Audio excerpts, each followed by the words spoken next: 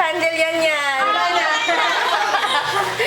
Blow the candle. Wow, sarap ng spaghetti ni yan. Sarap ng pichi-pichi cheese. Tapos, happy birthday yan, love. Eliza, Shara, and Dana. Chloe! Chloe, smile! Okay. Birthday na naman ni Chloe. Ayaw